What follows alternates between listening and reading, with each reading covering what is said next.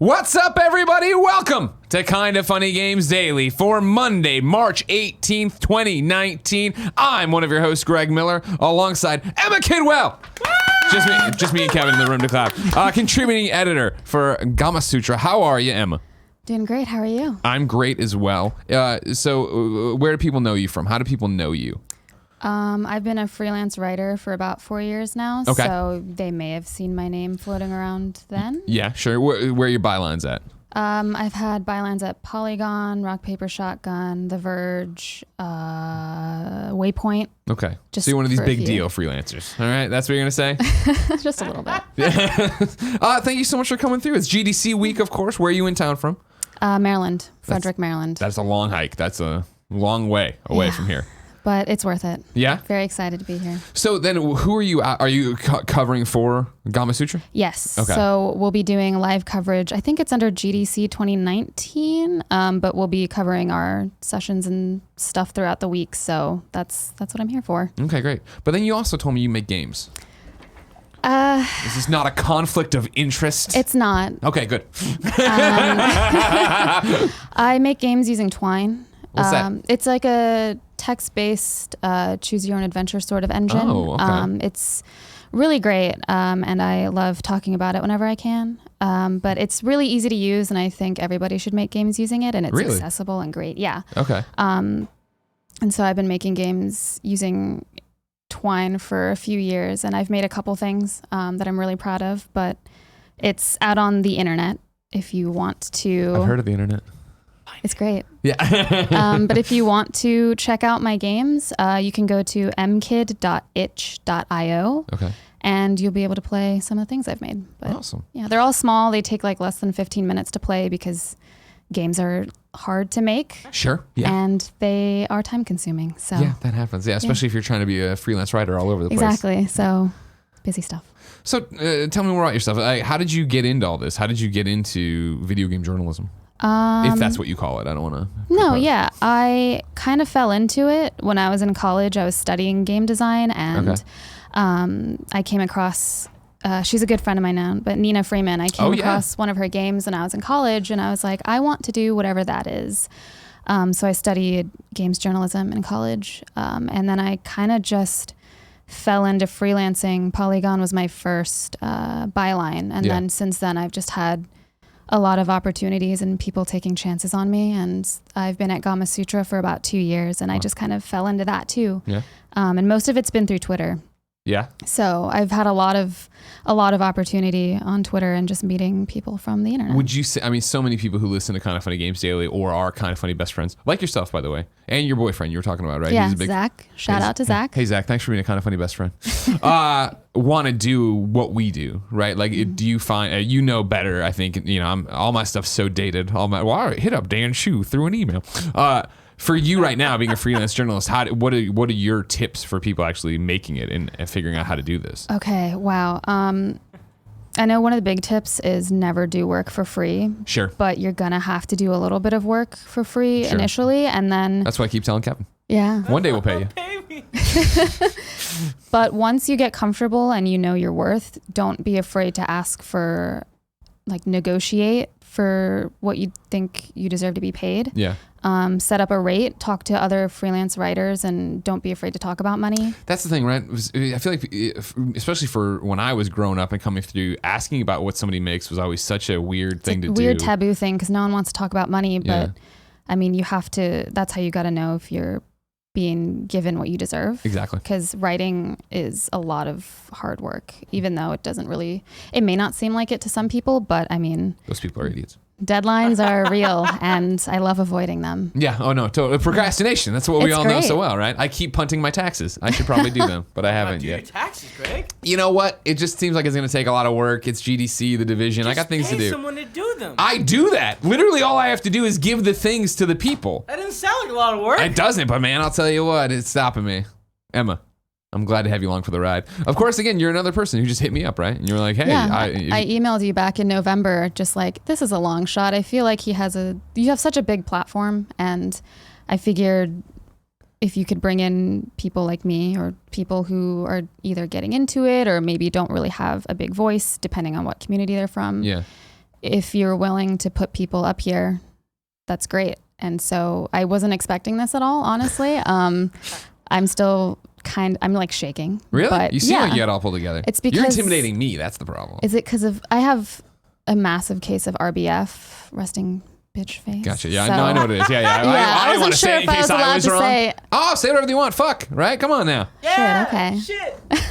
Yeah, Kevin, it's fun to curse. But yeah, I emailed you a couple months ago, and just it seemed to line up with when I was in town. And what you didn't tell me, of course, is that you're friends with Steve Gaynor, because I would have canceled it right there. Oh yeah, Steve. I don't know if he's watching right now. Oh no, he doesn't watch our content. not. You know what I mean?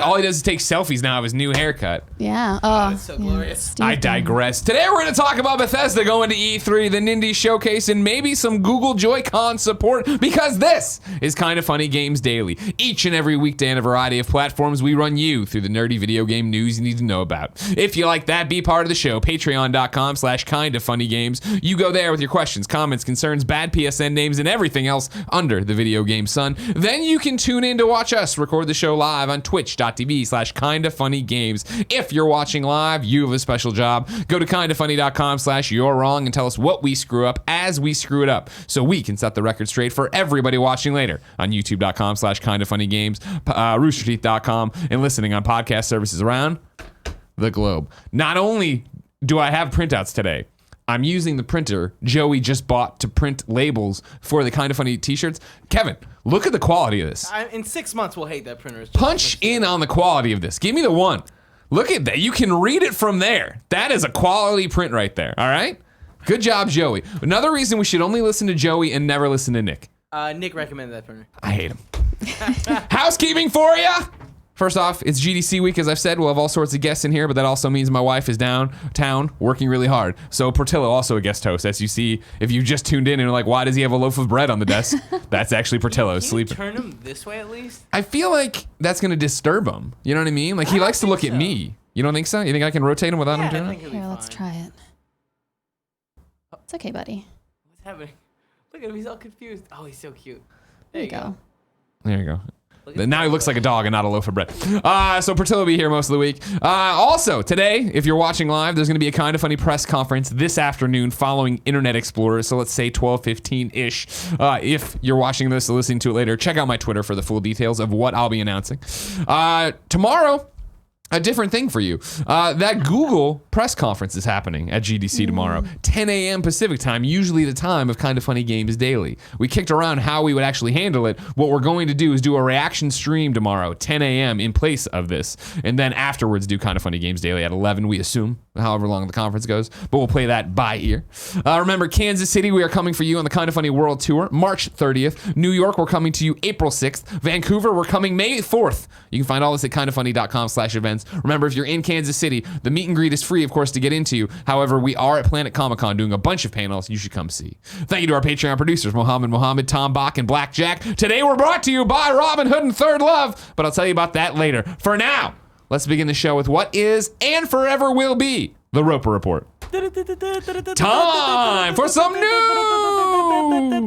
6 items on the Roper Report. Baker's dozen. I feel like my voice cracked in the middle of that. It's okay. Okay. Still work through it. Bethesda is coming to E3, everybody. Here comes their official lines. Start speculating, refresh Walmart Canada, but most importantly, mark your calendars. This is a good joke, right? Yeah. E3 is coming in on Sunday, June 9th, 5:30 p.m. Pacific time. Team Bethesda returns to Los Angeles for our 5th annual Bethesda E3 showcase. It's going to be a hell of a night. We've got an in-depth look at Doom Eternal, plus much, much more. We want to, quote unquote, be together with all of you this year. And with that in mind, we are planning to invite more of you, our biggest fans, to join us on our biggest night of the year. Official invitations with additional event details, including how to register for a chance to attend this year's showcase, are coming soon. Can't make it to LA? We've got you covered. You can watch it live on our Twitch, YouTube, Twitter, Mixer, and Facebook Live. Emma, what are you expecting from a Bethesda E3 conference?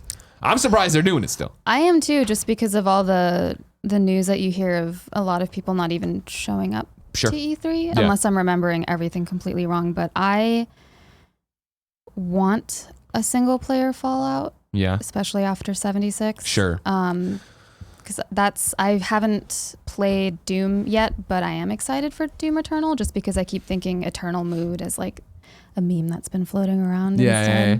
But I'd love to see another Fallout game, or maybe they might show some content for 76 just to get it back up again. See, this is my thing, is when 76 was going down the tubes and everything was going wrong, and the nylon bags and the crashes and everything else, it was, for me, can they recover in time for E3? And I think I was way too conservative, thinking that no, probably not, right? That you're going to be the butt of every joke and yada yada.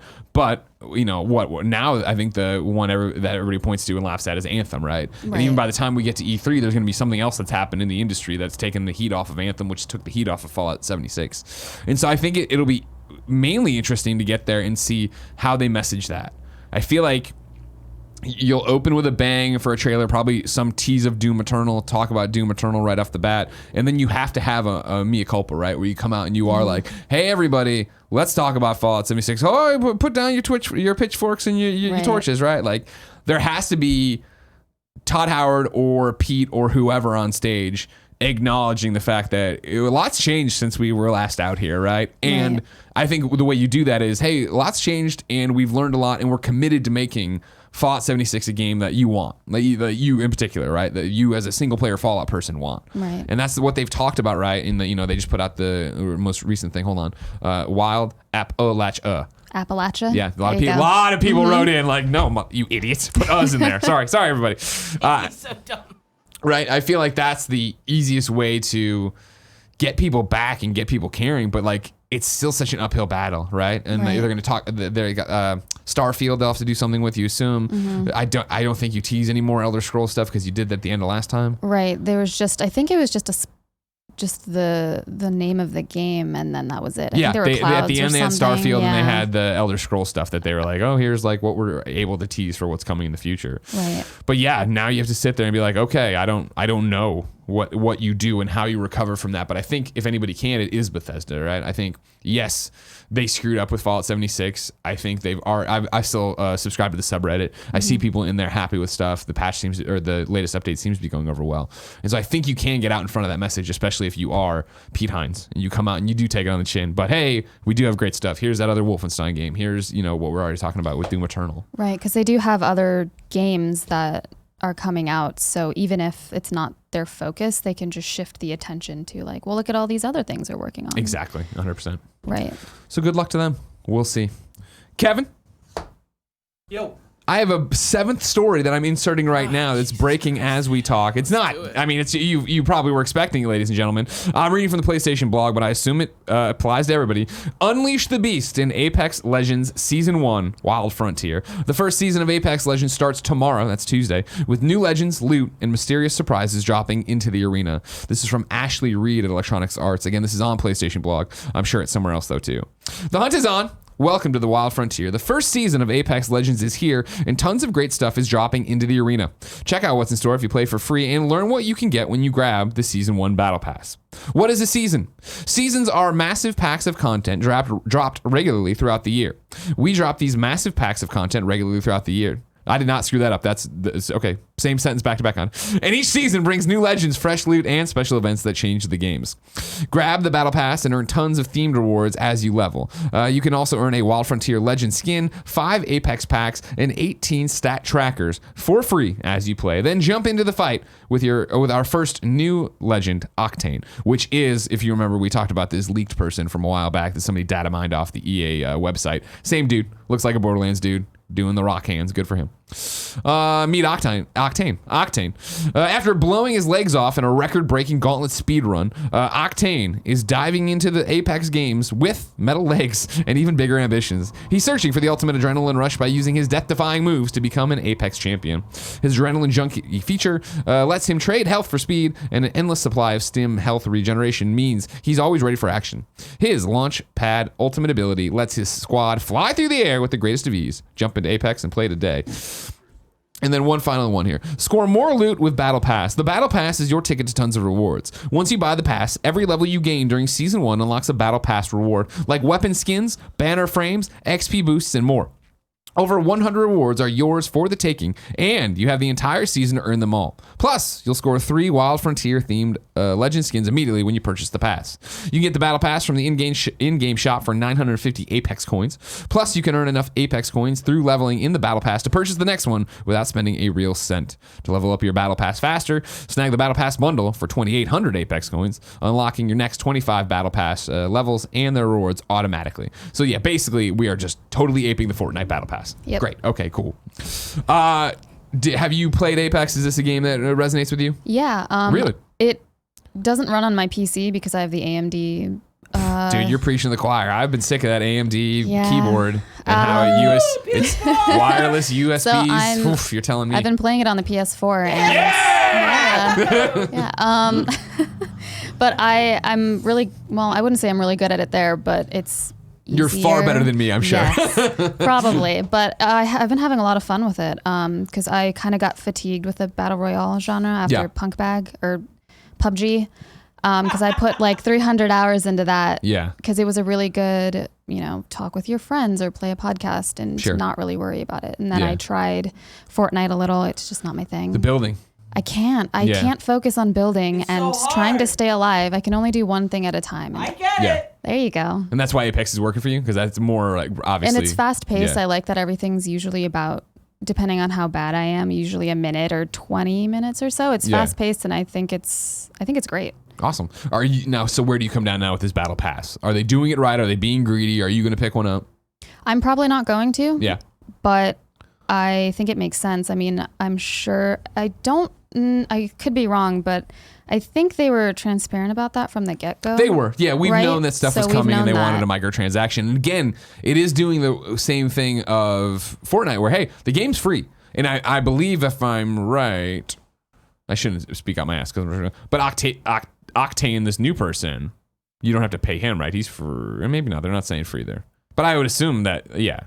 Because you had a couple characters, right, that you could unlock through Apex points, I think. I played Apex once and I was like, this is a great game. I need to get back to it and never did. Because there's 2 characters that are locked and I believe you have to get either some sort of in-game currency to unlock them. So it might be the same.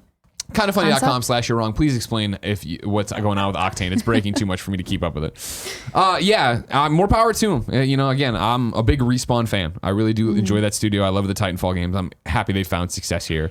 I think if it had dropped at just a different time in terms of my life and schedule, I would have been all over it. But the way it dropped when I was on vacation and then with Anthem and now Division, when am I ever going to get back to it? And then I'll get back and everybody will be too good. I don't know.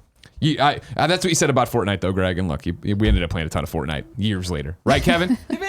Division 2, yeah, Kevin! Whoa, Barrett in the other room, too. All right. So now we're going to number 2 on the list, but number 3 in our hearts. There's a Nindies showcase coming Wednesday. This is what Nintendo put out today. A Nindie showcase video presentation is headed your way. Tune in on Wednesday, March 20th at 9 a.m. Pacific to check out roughly 30 minutes of information on indie games coming to Nintendo Switch. Exciting, of course, not unexpected. Of course, GDC is this week. Nintendo now historically, the last 2 years has done Nindie Showcase and then, of course, had, Nindie's hand on down at GDC time. So if you had been thinking about it, that you knew that was probably going to happen. Yeah. Yeah. Are you excited? Do you play your Switch? Do you have a Switch? I bought a Switch a month ago when I was going to Japan. Okay. And I bought it specifically to be the most expensive Animal Crossing console I've ever owned. Hell yeah. And Can't wait. Right now it's just Tetris 99 and that's all I've been playing. Up high. That's what I just see. I dream in Tetris 99. I really do. When I close my eyes, I just see the Tetris blocks, and I hated Tetris. I'm terrible. No. It's because I didn't understand it, Okay. and so But now it clicked for you? Yes. What changed? What didn't you understand, you think, now that you're like into Tetris 99? So when I bought my Switch and I was wondering what to buy for a 14-hour plane ride, I bought Puyo Puyo Tetris. Yeah, of course. Because growing up in Japan, I was really good at Puyo Puyo.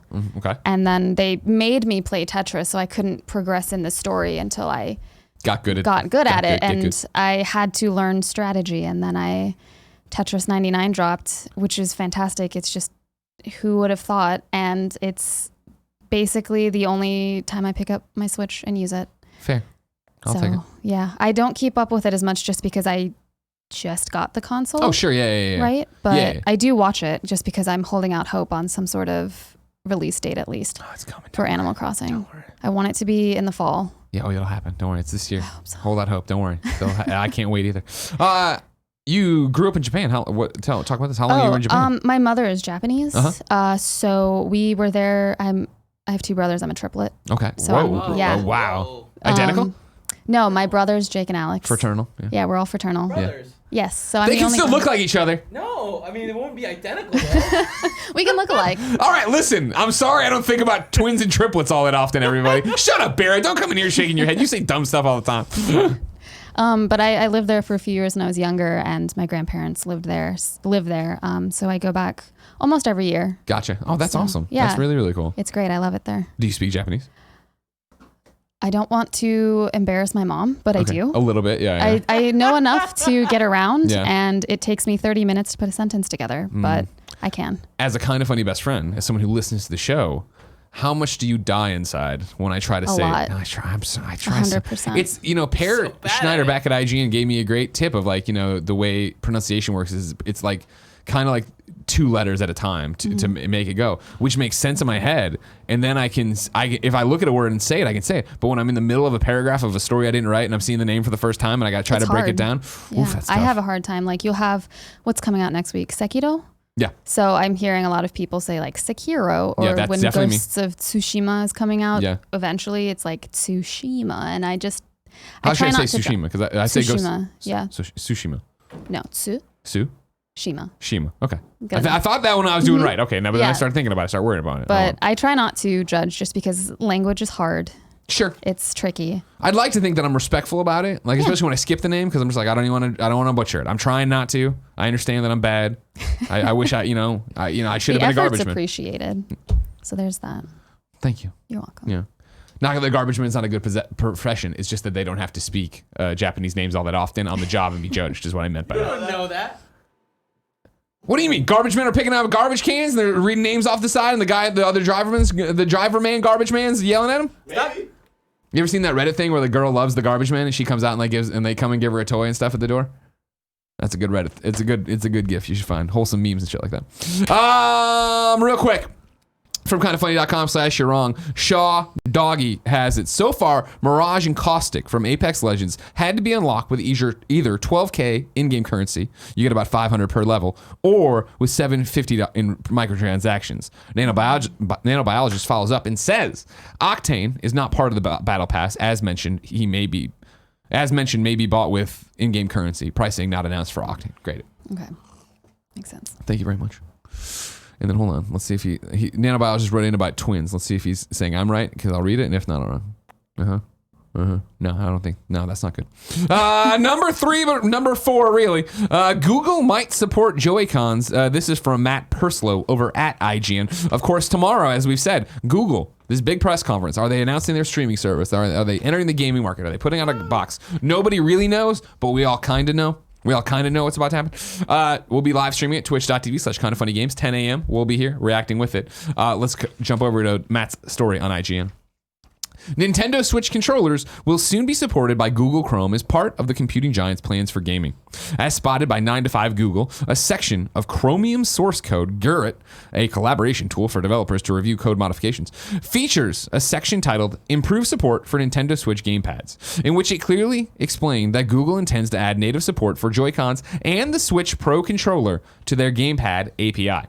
The section details that the API will support both the Pro Controller and Joy-Cons through Bluetooth and direct USB connection, and that the Joy-Cons can be used in both individual and paired configurations. It also notes that the API would replace the experimental Linux support for the Pro Controller. Emma, what does it all mean? Google's going to start gaming. Yeah? Yeah. All right, so what do you think's happening tomorrow? I honestly don't know, because I honestly don't know. Yeah. I really don't. I've probably just settled into everything, but I think it's going to be, hey everybody, here's our official streaming service. Here's a box with a controller. if you want to go that way. If you don't want to go that way, you can play it in your Google Chrome tab. You can play it on your phone if it's an Android phone through the Google Chrome tab. If you have wireless, you're going to be able to connect it you use your Xbox controller, your PlayStation controller. Surprise, you can use a Switch controller too for it and play it in the tab or with the box or pair it any way you want to. Is that what that Google that I saw on Twitter, the controller that looks... Yes, no. Stupid. Yeah, but that's one that's blown out of proportion. Like That's that was what a I patent figured. that was filed. Somebody designed that controller and put it out. No, everybody shared it thinking it was not really related. looking into it. Like that's Yeah. not official, but it's based on what the patent they filed was. Okay. But who knows if that's what it'll actually look like, kind of thing. Right. So no one really knows what it was, but that would be the idea that something like that is coming tomorrow. That they're gonna, Phil Harrison's gonna pull the thing off there. It's gonna be, everybody's gonna freak out. I'm ready to freak out, Kevin, but I don't know. Because then it's like, as it gets into the storefronts and the question marks and all that jazz, is it going to work on an iPhone? It's scary. I don't know. And that's I want to be excited for the streaming future. I love the idea of Google. I love the idea of Microsoft. But it's the question of like, how bad is the connection going to be? Right? It's when it is 5G and everything's being satellite beamed to me or whatever, that's great. But when I get to these hotel rooms, right? When I go to a crappy hotel room in New York, is that going to be good enough to run Assassin's Creed Odyssey on my Chromebook with a controller? I just don't know. Couldn't tell you. Are you excited for the possibility of streaming? Are you one of these people that wants all the physical media? You don't want to download everything? I want all the physical media. Get out of here, Emma. Jeez Louise. Why? It's clutter. I don't know. There's just something about holding it in my hands and looking at it and then putting it on a shelf to collect dust. Yeah, exactly. To never It's touch great. again until you move. And you're like, why am I holding on to this? Yeah, and then I'll curse myself when I have to move again. Yeah. But I like looking at it. It's decoration, and it's also, I don't know. I just like being able to physically have something, and I don't like the idea of all my games just dying inside Living in my the cloud. PS4 or something. Yeah, unless I primarily use my PC now, but whenever I do dust off the old PS4, I like breaking out an actual copy. Disc, Yeah. Okay. You can be wrong. I'll accept it. Number 4/number 5, Beat Saber has sold over 1 million copies. Beat Games has announced that its VR rhythm game Beat Saber has sold over 1 million copies as of this past February. Right. Kevin, I'm pretty sure I stole this from gamesindustry.biz. Can you go get me the writer's name? I think it might even be Rebekah Valentine, who's coming on the show this week, but I digress. The sales numbers are particularly impressive for a VR title. It's possible that Beat Saber is one of the first, if not the first, VR game to reach the 1 million mark, though without concrete sales numbers on popular titles such as The Elder Scrolls V, Skyrim VR, there's no way to tell for certain. Previously, the game reached 50,000 units in its first week and 100,000 units in less than a month. Yes, it was Rebekah Valentine from gamesindustry.biz. She'll be here this week. Speaking of variety, the CEO, Jaroslav Beck, said word of mouth is almost entirely responsible for the success. Quote, "We did zero PR whatsoever," he said. "We didn't expect that it would blow up that crazy," end quote. Thank God it did, though. I love Beat Saber. Kev, you love Beat Saber? Oh, I love it so much. It's one of those things that was, I remember when I saw it the first time and I retweeted the GIF or whatever, and then not that I'm saying everybody saw it at the same time, but I remember everybody freaking out about it and like getting so much traction and being all over it. I'm so happy they found that success. I'm so happy it came to PlayStation VR. DLC just dropped. It's worth pointing out too that today Beat Saber was announced as part of the Oculus Quest content launch lineup. Quest being the wireless Oculus that you can just run around and play in. Where are you with VR in general? Uh-oh. I think that it's a great way to innovate, but I am never going to shell out money for a VR Really? headset. Never. That's a bold claim. Ever. What about when Steve Gaynor or Nina makes a game, huh? They make some weird ass thing. I'm picking flowers. If they put Tacoma or Gone Home in a VR console, you'd be all over it. I would. Yeah. But the thought of, I don't know, it never really clicked with me, and I don't know if it's because I normally just wear glasses and I get motion sick a little easy. Yeah, that's the thing. I think, and that's been a struggle for a lot of people. You know, my wife, she can't do VR at all. Like they used to, when she was working at Square, they would put it on her for demos and stuff. And she'd be like the test case. Like, hey, you get sick off of everything? Yes, it still makes me sick. Oh, great. Okay. Like, I wish I could play Beat Saber though, just because when I did see the GIFs and like demos and stuff, it looks great. And I love watching people flail around like that, and it gets you kind of moving. I think this would be the one thing to kind of get me interested in at least trying it, but I still wouldn't buy a VR headset for it. We'll see. Try the Oculus Quest. See if it is the cords that are slowing you down. I'm glad they found so much success. Obviously, I'm a big supporter of VR, and I love Beat Saber, so that's great. And I'm glad to see people are out there doing it. Here we go. Number 5/number 6. Are games coming to Snapchat? This is from Alex Heath at Cheddar. Snap Inc. plans to announce its long-rumored gaming platform for developers next month, Cheddar has learned. The mobile game platform, internally codenamed Project Cognac, will feature a handful of games from outside developers designed to work specifically in the Snapchat chat app, according to a person familiar with the matter. The new games initiative will be unveiled at Snap's first ever summit for content and developer partners in Los Angeles on April 4th, that person said, adding that video initiatives like more original shows will also be announced. An invitation to the event was seen by Cheddar that includes the tagline, "Less talk, more play," a nod to the gaming platform. A Snap spokesperson declined to comment for the record on the story. Snap has already shown its interest in gaming by launching a handful of its own lightweight augmented reality games in the Snapchat app in early 2018. A year prior, the Chinese tech giant Tencent acquired roughly 10% of Snap's publicly traded shares. See, Portillo, that's what I'm talking about. Tencent and everything. Nobody knows. Nobody cares, but they're everywhere, Porty. What are we going to do about it? Dog doesn't care about game news. Tencent, which makes hugely popular games like King of Glory and League of Legends, said at the time, and that's a bit of a misnomer, but whatever, said at the time, that it hoped to collaborate with Snap on mobile games. It's unclear if any of Tencent's properties, including the game publisher Riot Games, will be involved in the launch of Snap's gaming platform. Games could provide a new source of revenue for Snap, either through in-app purchases or advertising.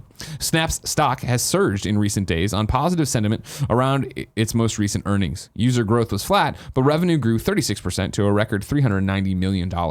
Snap has begun slowly rolling out the all-new redesign of its Android app, with which the company has said should revive its growth. We'll see about that. Snapchat was huge for a while, and you're young. It's huge for a while. Thank you. You kids were all out there using it. You're snapping, you got the glasses and stuff, and it seemed like it was over, and then it's still there, but I don't know what's going on. I don't either. Okay. You don't use the Snapchats? I did when was I in college? I did when I was in college. Okay, that's fine. Very Just leave briefly. it at that. Yeah. Kevin was all over it for a little bit. Yeah. Kevin loved that Snapchat for a little bit. Shut up, dude. Don't bring me into Well, you did though, right? Yeah, it was great. And then why'd you fall off? Because Instagram was just like, oh, hey, you know what? We There do it that is. too. The Yeah. same thing. So yeah, I don't. It's as usual. Well, okay, here's another gaming platform to watch on the sidelines and see what they do. For me, as somebody who never uses Snapchat, because somebody else already stole the game over Greggy name, so I was like, well, then this platform's dead to me. It's dead. And I'll make sure it's never successful. It's the hope that they do it in cool ways. If it's augmented reality games that they're playing with it all and it's actually a cool game, that's really cool. Mm-hmm. If it's just like some stupid mobile tapping thing that doesn't do anything, right. What's the point? I would hope that it's the former, just because they have experimented in AR games before. Mm-hmm. So maybe that would bring in a specific audience. But again, I don't play mobile games and I don't care for Snapchat at all. So cool. It depends on who you're trying to market for. Like people who already use the platform already. Exactly. Keep them on it longer. Like you can play a video game on your phone. So great. They've never done that before, right? I think everybody played Ghostbusters World. Number 6/7/ the final story of the day. EGM is getting a rebrand. This is officially from EGMnow.com. Later this year, EGM will relaunch with a new look and a focus on long-form features, original reporting, and intelligent critique. We want to start treating games as a vital part of our culture made by living, breathing people. Most importantly, we want to write the stories we want to tell, not just the stories someone else wants you to hear. Our vision is an EGM where you can visit every day to read something interesting, insightful, and well-written enough to grace the pages of a magazine, and not just a gaming magazine either. To be clear, we're not out to disparage what other folks are doing. That work is necessary, and given the stifling constraints of access journalism and the click-driven modern media landscape, far from easy. We're not, by any stretch of the imagination, fixing games journalism. We're just making a long overdue change to focus on writing we find personally exciting. Once you get a chance to read that writing for yourself, we hope you'll feel the same way. Officially, EGM isn't short for Electronic Gaming Monthly anymore. After all, we're no longer monthly, and anyone who calls it electronic gaming with a straight face in 2019 is probably a lizard person. Officially, EGM isn't short for anything anymore. But around the offices, we've settled on a pretty good backronym that captures the feel of what we want to do with the new site, both for ourselves and our readers. Enjoy games more. We can't do it alone, though. If you're a freelance writer with a knack for storytelling and a commitment to quality, we'd love for you to help us as we embark on this new chapter. It doesn't matter if you're an old pro or an aspiring newcomer. It doesn't even matter if you've never written about games before. We want to elevate great writing with compensation that reflects the hard work that goes into making it. Sound good? Reach out to contribute at egmnow.net and introduce yourself. Emma, I thought this was a timely story, you being a freelancer and all. Me being an EGM fanboy from way back in the day. Started my, one of the reasons I think I have this career is my love for that magazine and Dan Shu. What do you think of this? I think that it's great that there's another, I guess, revitalized platform coming back up that is looking for new voices, which is important. And not to say that old voices aren't either, but bringing in new talent, new voices, new perspectives. Yeah. Is great. I like that the little bit about compensation that reflects the hard work that goes into making it.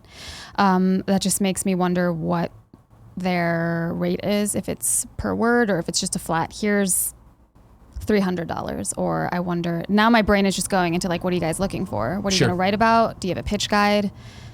That kind of stuff. I think it's always great when new places open up to write for. I just am interested now in seeing what kind of voice they take on. Yeah. Just because it's kind of hard out there, right? I mean, coming up with things that are timely.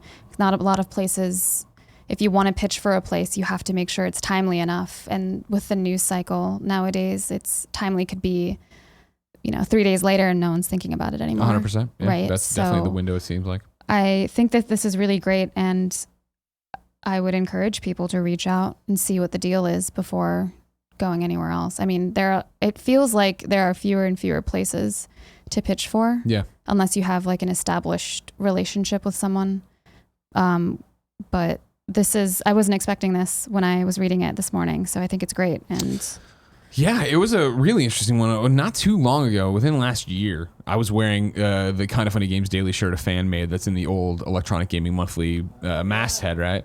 And I had that conversation. I forget who the co-host was. Maybe I think it was Andrea. And it was somebody in the chat was like, "Oh man, you should sell that shirt." And I'm like, "I'm pretty sure EGM wouldn't allow that." And then I had that, and I'm not trying to throw shade at all. It was the thing of like, wait, is EGM still around? Mm-hmm. I hadn't heard anyone talk about EGMnow.com in forever. It really did feel like when the magazine shuttered and then the site got revitalized, I heard about it at launch, and then I've never really heard people talk about it. Right. And that's not me talking shit. That's me, I think, giving them a vote of confidence in what they're doing. Of, hey, let's go in a different direction. Let's be something different. Let's go long form. Let's give you more insightful pieces. Let's not try to be, I don't want to say churning out the news, but doing what everybody else is doing. Like a long form or a critical analysis, which it's hard to pitch those just because if you're going to do a critical analysis, depending on what the game or the cultural aspect is, it takes research, and that could take 2 weeks. Right. So I would love to see more criticism. Well, I think that's why we see people at Gita over at Kotaku, right? Yeah. And maybe Gita. I've never met her in person. She seems great, but I say like Rita. I don't know. Somebody Rita, connect me. Tell me what I'm screwing up. But like her and Jason, like they do so much work, right? And they put so much research into it, and that's the thing, right? Like Cecilia's riot reporting, right? Like obviously went on and on and on for months and months and months to get there. Like, there needs to be more of that, and there needs to be more places to find that, right? Because again, competition breeds like such a enhanced level of success of people pushing each other to do different things. Right. So to find a different outlet, and this was when I saw this, somebody tweeted at me. Sorry, I didn't put you in as a credit. I went over to EGM Now, and I was like, I clicked on the front page, and I've never been there, right? And it was like the same guy, Matthew, seems to have all the bylines, and it was like very much like, oh, it's what I was talking about. Like if you're gonna try to do this, don't try to be IGN, don't try to be GameSpot. We have those, right? And so I would imagine that's what they've seen on their numbers as well. Of like, all right, cool, we're doing the breaking news. Here's what's happening in Apex, but people are getting that somewhere else. What can we give them here that nobody else is giving them, or few people are giving them? And that's what I think freelancers especially have a great. It's great just because you'll have your staff writers, right? Yeah. And then you'll commission a piece, or if someone emails you and says, hey, I have this unique perspective and this is how I'm going to talk about it. I find that a lot of my favorite pieces from like big outlets come from freelancers. Yeah. And those voices are important. So I really hope that something good comes of this. I don't see why not, just because it's so fresh and new. Yeah. It's only time will tell. Yeah, of course. Right. But that sucks, because it's still so far away. I know. Emma, if I wanted more immediate news, like say what came to the mom and grop digital shops today, where would I go? The official list of upcoming software across each and every platform as listed by the Kinda Funny Games daily show hosts each and every weekday. Yeah. I can't get the dog to lift his head. Why are you so tired? You did nothing. Tired. Oh, man, dog. Out today! 2 Point Hospital. Pebberley Island on PC. Turok on Switch. The Deepest House on PC and Mac. Shmup Moments, PC. Jack and the Creepy Castle on PC. 1001st, is that how you'd say that? Probably 1001st. Hyper Tower, PC and Mac. 30 Days to Survive on PC. And then something that broke since the last Games Daily that I think is real cute. Halo tweeted the following. Thank you for the outpouring of excitement over the news that Halo, the Master Chief Collection, is coming to PC. If you remember, they announced it, everybody flipped out and sent like a gajillion pizzas up to 343 Industries, and they had to say, please stop sending us pizzas. They continue. As a token of gratitude, we'd like to offer you a hot slice of pepperoni within Halo 5. Jump online today and pick up your complimentary last slice skin. Turns your AR rifle there into a piece of pizza. It's got the pizza skin all over it. Whoa. Very cute. Cool idea. Cool idea. Kevin, you want some new dates? Yeah. I'll start with one from GameSpot. Spring is around the corner, and Niantic is celebrating the start of the season with a special event in Pokemon Go. Beginning tomorrow, March 19th, the developer is holding an Equinox event for the hit mobile game, which will feature increased grass-type Pokemon spawns, new field research tasks, and more. Players, that was it, period. Sorry, I was running to the next one, so there you go. Andrew Garfield. No, Andrew Goldfarb. If you're still allowed to be excited about Pokemon now that you work at a Sony exclusive company, be excited. Next up, Splatoon stuff. Nintendo reports players with an internet connection and a Nintendo Switch Online membership can join in the Splatoon 2 special demo between 7 a.m. tomorrow, Tuesday, March 19th, and Monday, March 25th. If the free demo makes you happy, as a clam, I don't know why they put it, because of Splatoon and the Inklings, and you want to buy the full Splatoon 2 game, you can get a 20% discount if you buy it via the Nintendo eShop during the demo period. As an extra bonus, you'll even be able to transfer your demo progress. That sounds like a deal of the day. Because, meanwhile, here comes some more deals of the day. This one comes from Gilly Brums. Gilly Brums wrote into patreon.com/kindafunnygames and says, deal of the day. Hi, Greg and Emma. Just wanted to let the best friends know that on Amazon, they can snag Far Cry New Dawn for $20, as well as Spider-Man on PS4 for only $34. Keep up the great work. We will, Gilly. Thank you for your support. Speaking of support, let's get to some reader mail. But first, I'm going to tell you about our sponsors, Robinhood and ThirdLove. Robinhood is an investing app that lets you buy and sell stocks, ETFs, options, and cryptos all commission-free. While other brokerages charge up to $10 for every trade, Robinhood doesn't charge any commission fees, so you can trade stocks and keep all your profits. Plus, there is no account minimum deposit needed to get started, so you can start investing at any level. The simple, intuitive design of Robinhood makes investing easy for newcomers and experts alike. View easy-to-understand charts and market data and place a trade in just 4 taps of your smartphone. You can also view stock collections, such as 100 most popular. With Robinhood, you can learn how to invest in the market as you build your portfolio. Discover new stocks, track your favorite companies, and get custom notifications for price movements so you never miss the right moment to invest. Robinhood is giving listeners of Kinda Funny Games Daily a free stock like Apple, Ford, or Sprint to help you build your portfolio. Sign up at games.robinhood.com. That's games.robinhood.com. Next, ThirdLove. Let's talk about bras. Using millions of real women's measurements, ThirdLove designs its bras with breast size and shape in mind for an impeccable fit and impeccable feel. Why is ThirdLove so good? The Fit Finder quiz, sir. ThirdLove uses data points generated by millions of women who have taken their Fit Finder quiz to design bras with breast size and shape for a perfect fit and premium feel. Answer a few simple questions to find the perfect fit in 60 seconds. Over 12 million women have taken the quiz to date, and it's actually fun and takes less than a minute to complete. ThirdLove helps you identify your breast size and shape and find styles that fit your body. But don't take my word for it. Take my wife's. She ordered from ThirdLove and loves her bra. She told me, quote, "It doesn't feel cheap like most bras. It's mostly meant to be worn strapless, and it still came with 2 sets of straps." 2 sets of straps, people. Be like my wife, Jen.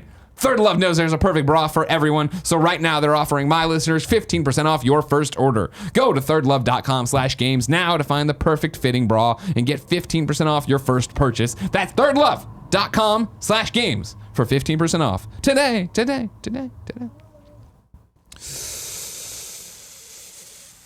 do I want to go, Emma? Where do I want to go? I don't know. You know, we got a lot of good questions today. I just want to make sure I start you in a good place. Here. All right, we're going to start here. Daniel Summers writes in to patreon.com/kindafunnygames and says, "Hello, Greg and Emma. First time supporter and fan of the show. Thank you. My question is aimed at the single-player franchises created by third-party studios. Why don't more third-party studios try and create continuing narratives centered on one defining character? There are many anthology franchises, i.e. Ubisoft games and JRPGs, but almost none of them have a reoccurring main lead. Why is it so unappealing? Bethesda publishes content like Wolfenstein, The Evil Within, Doom, and Dishonored with notable lead characters that I want to keep following from game to game. Why not have a face to the franchise? As an example, wouldn't the next installment of Assassin's Creed be more appealing if you knew Cassandra would be the main character, much like Ezio was with his trilogy? Thanks for all you do, Daniel. Emma, where have all the single-player, front-facing leads gone? They've passed the torch onto whoever's replacing them. Yeah? Why does that happen, you think? What's your rationale for why we don't see something like, I guess, example from Ubisoft's catalog, right, of Sam Fisher being in every Splinter Cell game? I would say just because whoever the writers or the designers feel like they've told everything that they can for this one character and want to move on and write other things, which I think is fine. I mean, it really depends. I mean, I understand where Daniel's coming from because depending on how attached you are to the character and how, beloved this series is to you, I don't know. I don't know why we're moving away from it. I understand it, sure, but I guess it just depends. A lot of it comes down to, I think, who's making the game and publishing them and what they're going for, right? Let's use Assassin's Creed as an example because Daniel brings it up, right? Wouldn't it be cool if the next Assassin's Creed was going to be about Cassandra? As a Cassandra fan, of course it would be. But keep in mind, too, that Assassin's Creed moves studio to studio, right? Mm-hmm. People are they're working on multiple games at one time. It'd be the same thing of like, well, why doesn't the main character from Call of... well, this doesn't work, but if Call of Duty Black Ops 4 had a main character, right? Why wouldn't that be the person in the next game? Well, it's because it's going from, right, Treyarch to Sledgehammer to Infinity War, and all around and doing, all these different people. And I didn't assign the right things there, I understand. But you understand what I'm saying in terms of people are working on it at the same time, moving it around, trying to get there. I think Assassin's Creed's fallen into that rhythm too of the excitement is, all right, well, where are we going to put you as well as who are you going to be? It is the setting and the time period. And I think letting them be free to jump around with that comes with saying goodbye to the character. Even though we all loved Ezio, right? Like, that was crazy to have him for that many games. Now they get to go from, Egypt, London to Egypt to, Greece and hop around. You'd think maybe with the success they found in Odyssey, they could go somewhere else. But then there's also part of the argument too that most of these games, and we're talking about Ubisoft games, right, are you're making the character, right? Like my Division 2 character doesn't say anything because it's me making the choices and what she wears and what she does and where, blah, blah, blah. Same thing even with Odyssey where you saw the can of worms from the DLC of, all right, cool, well, we have to put this DLC here. She has to have a child to continue the bloodline to make sense for it. But then people had a connection to their character. So how do you take my Cassandra and put her into a direct sequel and make her still feel like my Cassandra, but not... That's a tough one to do, and you've seen it struggles with that. Or even with Infamous, right, where it was like, all right, cool, we had to pick a canonical ending to Infamous 1, so him being the good guy is the canonical ending, and then goes. And I don't think that's as big a deal, but you do get into that ownership. And looking at the other games you're listing here, right, where you're like, Bethesda publishes content like Wolfenstein, The Evil Within, Doom, Dishonored. Don't get me wrong, Bethesda's a great company. Those are all great games, right? Are any of them juggernaut successes? No, none of them compete with Assassin's Creed in terms of like IP mindshare and where it's going. Doom, and I'm not talking shit on Doom or Wolfenstein, both big names for games, but did they set the world on fire? I think, and you have to understand, like people are trying to make games on a sliding scale. Bethesda very much is, I still believe, trying to make games for their audience, and they don't need them to be runaway freight train successes in the way Ubisoft needs Assassin's Creed to sell a gajillion copies. Right. Which I think, okay, let's get them excited about this and let them put themselves in as the main character and maybe not have the baggage of it. Because again, and I know this sounds crazy, but I think this is one of the critiques Odyssey took on the chin, is the idea that the story in Odyssey, right, does it matter? Like so many people were like, this isn't an Assassin's Creed game. I'm not getting enough of the modern day stuff. I'm not hearing enough about the Templars and the Brotherhood or whatever. And if they're going to go that way, does it really matter to have this continuing narrative throughout? Right. I think that's where it's coming from. But I don't know, Emma. I'm an idiot. It's true. Thank you very much. Ramy wrote in to patreon.com/kindoffunnygames and says, Happy Monday, Greg and Emma. As a primarily Nintendo gamer, listening to all of the mostly positive chatter surrounding games like The Division 2 and Anthem have left me feeling like I'm seriously missing out on the looter shooter wave of games released throughout this console generation. Do you think we'll ever see a AAA mainstream looter shooter, Destiny, The Division, Anthem, etc., get ported onto the Nintendo Switch? Or is this a genre that Nintendo fans are going to be forced to live without? I don't think so. Yeah? No. Because when I bought my Switch, at least for me personally, I didn't buy it to play 100%. looter shooters. Yeah. I bought it to play Animal Crossing. You bought it to play But I bought it to play things that are casual in the sense that, you know, I can sit anywhere with it. I don't want to play a looter shooter in like a bar or like on the train or something like that. And that's the big thing, right? I think people buy, and I bought my Switch for exclusives. And then I was surprised when it took the place of my Vita, and it's like, oh, there's my indie machine too. Right. And I could be wrong, and please tell me if I am. Oh, they will. Don't worry. kindoffunny.com/wrong. Aren't there just performance issues with the Switch when it comes to having bigger games? Like the first thing I think of is just Doom having issues. Frame rate was down. There was less stuff on screen. You know? So anything that's pretty ambitious, I think, for such a tiny but strong machine, I don't know that we'll see any of those, and I think that's okay. Totally, yeah. And that's the thing is, you know, it's awesome that Fortnite's on it and it's somewhere else and you can play that kind of thing somewhere. But like now that I'm playing on PS4, it's like, oh, I'll play on my PS4. And there's a reason why I think recently Switch players are being grouped up with mobile players, right? Yep, exactly. I think there's a reason for it, and that's probably the one like caveat to this and asterisk would be, I think that if Xbox Game Pass does come and if they do open the doors, even if it's Google, if they open the doors to streaming on the Switch as they did in Japan with Assassin's Creed Odyssey, and that technology gets there obviously in a million different caveats, I think that's when you could see, all right, cool, like I am using game streaming platform X to go on and play The Division and do whatever, and then if the Wi-Fi is perfect and it's doing that Microsoft X streaming whatever the hell cloud thing where it's I'm getting these Azure servers and I'm using the Xbox ones, maybe that's the way to do it. But I think natively, no. The question specifically, are we going to see Destiny, Division, Anthem, etc. ported to Switch? No, I don't think so. Yeah. Even though would you count Warframe? Would you count Warframe as a looter shooter? No, okay, because that's just the open world. We're running around, we're all playing together. That's there, right? That's on Switch, so that's happening. But yeah, I want to give you maybe, fuck it. Let's try to do them both. Bore-zen Zero Zero writes into patreon.com/kindoffunnygames and says, good morning, Greg and Emma.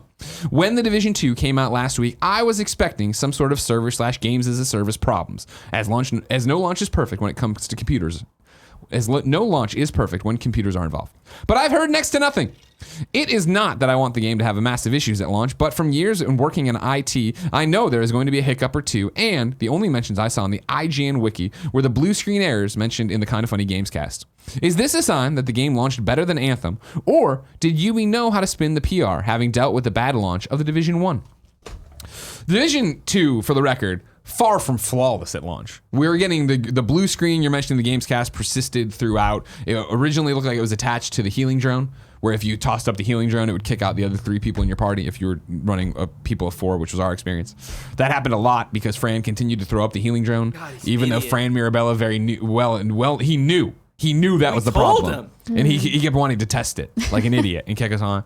But last night it happened to me twice. One to me when I stuck around, not healing drone related, and then later I got booted for the same thing. So that's still going on.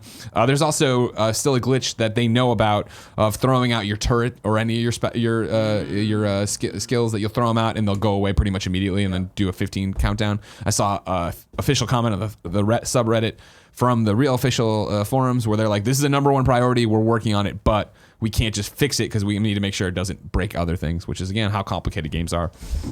I think it's, Bore-zen Zero Zero, I think obviously it has fewer problems than many games that launches, and not nearly any of the ones that are like, earth-shattering, right? Getting a blue screen and kicked back to my XMB and coming back into the game and being literally dropped in right where I left off is easy and great, and I don't miss anything. As opposed to Anthem's thing where it was breaking your totally PS4 you come out a hard boot, right? Like you got the power plugged and stuff like that. But there is, I think, an undercurrent to how much leeway anybody gets. I think the reason you're not seeing more people bitch about the blue screen, not bitch about their things not working, is because they are flabbergasted. by how good the gameplay is and how much content there is there. And so it is, I think you get a lot more rope when you do a lot of things right. Whereas Anthem, I think, didn't get that luxury because they launched and people were like, there's no content. Why is it loading all the time? I hate this tethering to other people. Like there was other problems that then make it a mountain of problems. Right. When it's a mountain of good, the good is what shines through and people are talking about how much easier to overlook. 100%. Overlook the bad. Are you going to play Division 2? I might, just because it's DC and right. I like being able to point at things like I know where that is. Like that's why Fallout 3 for me. Like when I was a kid, it's like I've been to Rockville or something like that. Yeah, no, like, totally. When I booted that up for the first time, and I worked in Rockville for a summer, and then when Germantown was out, I was like, I lived in Germantown. This is awesome. Yeah. So I'm a big sucker for anything that I can attach myself to, like Fallout 76, Appalachia. I mean, come on, I bought it immediately, and then we won't speak of it. But I might, just because I want to find more games to play with my brothers or my partner, or just find something that's not Overwatch to play every night. Sure. Good. Do it. It's great. Play it. Right, Kevin? Yeah. Thank you very much. And then MiKennedy writes in with a little inside baseball question to patreon.com/kindoffunnygames. Says, what's good, Games Daily Show hosts? My question is, how do you receive codes for games? Do you usually reach out to the developers/producers, or do they reach out to you? If they turn you down for a code, do they give a reason? Are there any obligations between you and the code giver? Give me the details. Emma, do you want to start? Because I'd like, as a freelancer, how does this work for you? Do you approach people? If I ever reviewed a game, it's been a while. I was given the code by the outlet that I was writing for, or the editor, and then it's usually disclosed how you get the code, if I'm remembering correctly, somewhere usually at the beginning or the end of a piece. Yeah, a lot of people, every site I think treats it differently. But yeah, lots of them do. Of like, this was reviewed on PC on a code that was provided by developer publisher X. Right. And that's, I guess it's different depending on what kind of content you're producing, because if it's written, it's easier to disclose, or if you're like a YouTuber or something like that, I don't know what the relationship between influencers and publishers or something. Please. Yeah, so the way it works for us, is for the most part, it's different company to company, game by game, et cetera, et cetera. The way it usually works, and I'd hazard a guess for most people, and this is for people, not sites, because obviously IGN, they're going to talk to the reviews editor and do it that way. For us, let's look at the Division, right? I've been vocal about how much I love the Division 1, which meant I got invited to Division press events, which meant I was on the Division mailers, which meant that when it was time for codes, they were like, hey, we're sending out codes, like what platform do you need? And they were awesome. I'm not going to throw anybody or attack anybody here. It's different. Everybody, Ubisoft on Division 2 was excellent about like, this is a multiplayer game, so pretty much as many codes as you want, you can have. Right. And so it was that I hit him up originally for it was 4 of us on PS4, 5 of us on PS4. Then I got Gary one. Then Fran already bought it on PC, but I got him a PS4 code, so like that kind of thing. And they were like, sure, of course, we want you playing with people and like talking about it and the experience of what it's like to run multiplayer games. The opposite of that is let's go with Spider-Man. Spider-Man, I was on the list again because obviously I've been vocal about Spider-Man, and I'd gone to the Spider-Man preview event. When they sent codes, they sent one, and it was like, hey, can I get another one? As many as you can send. Like for launch, we can only get you one more, so Tim and you can have a conversation. That makes sense. And in the way that Ubisoft gives the code and says, play with it, have a good time, blah, blah, blah. Like, if people ask, obviously disclose. There's no written rule of how to do it. Mm-hmm. Whereas with PlayStation, as you've probably seen in our coverage, right, it gets sent to us, we get the code from them, and then it has to be when we talk about it in the review context. Hey, by the way, FTC, this was sent to us by PlayStation. Put it in the description, put all that stuff. That's case by case. Outside, and we got denied by PlayStation there to get tons of Spider-Man because of that, because of how many they have, and of course how many people they're trying to reach out to and how many to get. And then from there, if it's a game that I see and I think looks cool, I look into who's making it. If it's an indie, hit up their contact, the usually media list. If I know PR people that are doing it, I usually Google search my Gmail inbox of just like, oh, that game seems cool. If I see a trailer for it, who's emailed me about it before? Oh, is this third-party PR? Hit them up and go from there. So I guess the second half of the question, are there any obligations between you and the code giver? Like if you just are given a code and you do play the game, do you ever feel obligated to either reach out, provide feedback, or even talk about it? Great question. No, I think that I can understand where somebody starting would have that. For me, I don't, and I'm always honest. Like party mode's a great example where games come through, and I'll be like, "Hey, this looks great for our show, party mode," and I'm including Andy here. Can we have a code? There's no guarantee it'll actually make it on party mode because that is a once a week show, and it is the show that we think we have a schedule, and then something cool pops up, and it's like, "Oh, well, this is brand new. Let's get it in there faster," which pushes everything down. Right. And I've never being honest with them and having that conversation of like, oh yeah, this may happen, it may not. Hey, we sent you this. I sent you this code for review. Have you played it? No, I haven't played it. It's always all right, cool. Just thanks for letting me know. Like nobody's ever come to me and been like, wait, motherfucker, we gave you a code. But it's also because I'm not misrepresenting myself and being like, hey, I'm going to review this on Tuesday or whatever, and then not talk about it. Like if I say that, I'm going to talk about it. Exactly. So yeah, no surprise to you being a kind of funny best friend. It's all about communication and how open and honest we are with them. We're open and honest with PR and developers and publishers the same way we're open and honest with you. So that's how it works for us. But yeah, that's a sliding scale that changes for everybody. Emma, it's time to squad up. This is where one of you writes into patreon.com/kindoffunnygames. Give me your name, username, platform of choice, and why you need help in a video game. I read it here. The best friends come and find you, and everybody plays games together and has a good time. Today, John needs help. What games is he playing? The most important game of all, podcasting. He wants you to hit him up on Twitter at Swanja311. So SWANJA311. Hey, y'all. I was hoping to get into some amateur podcasting, and I thought I'd reach out to the Kind of Funny best friends. I live in the Twin Cities area. That's in Minnesota. I know.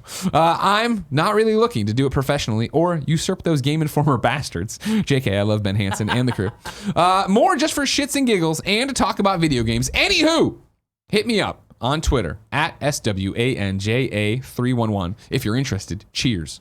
If you want a podcast in the Twin Cities area, and yes, Cisco, I'm talking to you, hit up John. Emma? We asked people watching live on twitch.tv/kindoffunnygames to go to kindoffunny.com/you're wrong and tell us what we screw up as we screw it up.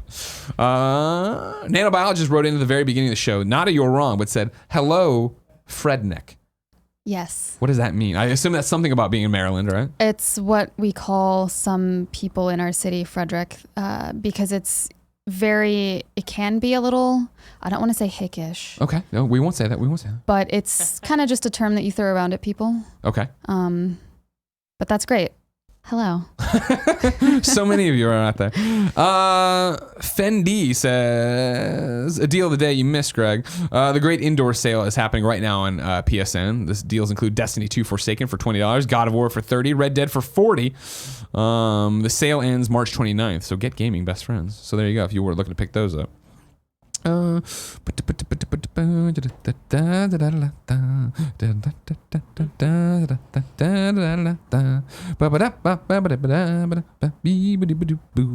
hold on now.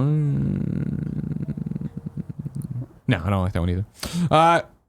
Fire Kevin Higher Porty writes in and says, PlayStation 4 doesn't have an XMB. That's just Stockholm Syndrome from the PS3 days. I know that technically that's not the cross-media bar when you jump out, but I don't like calling it the live area, whatever. Porty, you made it the entire show. It's not time to jump now. Hold on.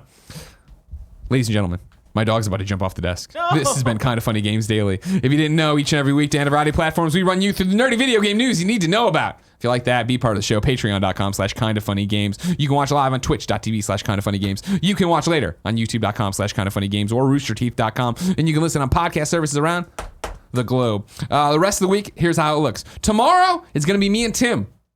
You might say, wait, whatever happened to Dave Lang? Dave Lang was supposed to be on. Dave Lang, rest in peace. Not dead, but since we had to bump the Google stream and bump it up, his schedule doesn't work. And being the mensch Dave was, he's like, do what's best for the show. Don't worry about me. So Dave Lang will come by another time. Wednesday, Rebekah Valentine. Thursday, Xavier Woods, the Crooked Commish. And then Friday, Amanda Faru, who I still don't know if I'm saying her last name correctly. You're smarter than me. Farouf? Pharaoh? Pharaoh, right? Okay, cool. And I've met her before, but it was I don't know. She'll set me straight on Friday. Emma, you were fantastic. Thank you. Where can people keep up with you? You can find me on Twitter if you want, at Emma Kidwell.